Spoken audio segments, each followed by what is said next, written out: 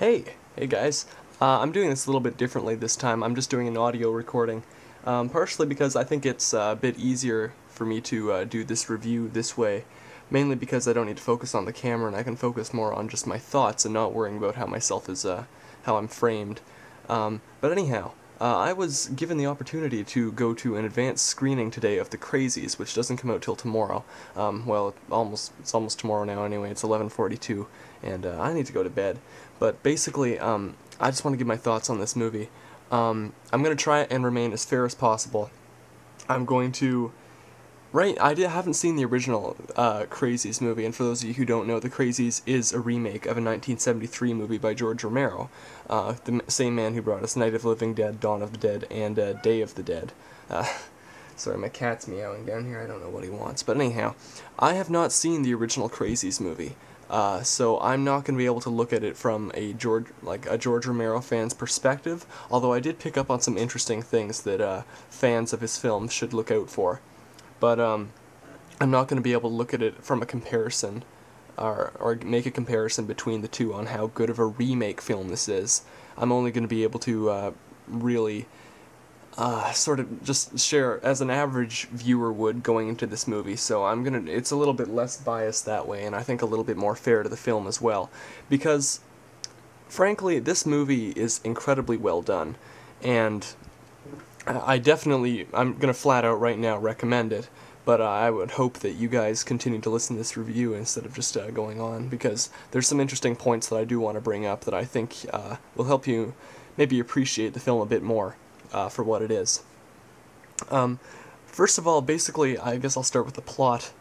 The film is it's basically about I think it's a biotic weapon by the government that was being transported by this small biplane undercover, and what happened was the plane crashed, and this biotic weapon ended up in the water system, and basically it transforms people sort of into zombies, but they're more thinking, and I liked that aspect. But there's a few things about it that bugged me, but I'll get onto those later if I remember, because I don't have any notes down. I'm doing this off the top of my head. So basically, then there's a group of characters. This guy, his wife, this guy who's a sheriff. I can never remember the names of characters in these movies, because for some reason, I don't know what it is, I don't really focus on that aspect. But there's the sheriff, and there's like the sheriff's right-hand man, who's the freaking coolest redneck ever. Because this takes place in a small town, and everyone's either a hick or a redneck, and I really like that, because it's just a lot of fun. So what happens, this outbreak sort of infects this small town, and yeah, it's an interesting take on the zombie genre. It's not a straight zombie movie, because they're not necessarily dead. They're sort of mutated. But the thing I didn't like was that they can sort of interact with one another, the same way zombies wouldn't eat each other. But I feel like such a nerd sometimes talking about this stuff. But they don't harm each other. They interact with each other, and I don't see... On one level, I can buy how a biotic weapon would create it would create these beings, but I can't necessarily buy that they would work together, because that's just a little bit too far-fetched for me, even though the idea of zombies already is kind of far-fetched. But yeah, what I really enjoyed about this was it almost felt like the filmmakers wanted to make a much more experimental film than maybe the studio would allow them to. The camera work in this film is absolutely phenomenal, but the film itself has many cliches in it, which in some cases really bothered me and I could see coming. So that was sort of one of the things that most bothered me, the cliched moments, which is present in pretty much all horror movies. But yeah. But the camera work was absolutely phenomenal. The cinematography is fantastic. The acting is fantastic. And the other thing about this, it definitely does, it's a scarier post-apocalyptic movie. Because most post-apocalyptic movies, like, say, 28 Days Later, To me, those are more popcorn fare, and this, I guess it's still a popcorn film, but it's really just not, it's not, like, 28 Days Later, it just didn't necessarily sell it for me. This film, maybe that's because it was such a huge city and it's harder for me to comprehend that, but because this took place in a small town, it had a far more realistic feel to it, and that is what sold it for me. When the government comes in to try and start cleaning up this mess, it's very realistic, and in some cases, I mentioned this to my friend who I was watching it with, Oliver, in a lot of cases I think it is sort of reminiscent of the Holocaust, in the sense of some of the shots with the people in these like big trucks and their hands gripping on the outside going sort of through there.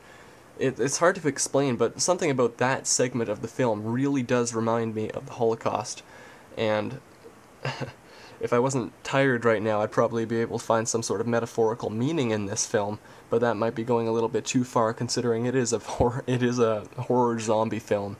But yeah, a few things that I did like though. It did pay homage to a few of George Romero's films. Most notably in the scene when there's a group of rednecks who have not been captured by the government when our lead characters are still in the middle of this hellhole, their small town that's been infected. Everything's on fire, and it's a sort of hellacious area after the government has gone and cleared up everything, or is trying to clear up everything. These rednecks are just it's paying homage to what happened in the original Dawn of the Dead, because there's a sequence in there where there's a bunch of the Hicks and they're like taking target practice with the zombies and they're having a great time, whereas like everyone else is freaking terrified, but these small country guys, you know, they're so out of their minds in a way that it just they're kind of nuts. Those are the real crazies there. But that happens in this film, and that's something that wasn't touched upon in the Dawn of the Dead remake. So in a way, in some aspects, if I watched some of the Dawn of the Dead remake, it is not, like, obviously, that's been panned by Romero fans, and if it wasn't called Dawn of the Dead, it would be a decent zombie film. But it was obviously just trying to cash in on that. But I feel that if this director, with this these experimental aspects to the film, had done Dawn of the Dead, that would be a worthy sequel, and it would be absolutely fantastic. Or not a sequel, sorry, a remake. And I would really have liked to see that.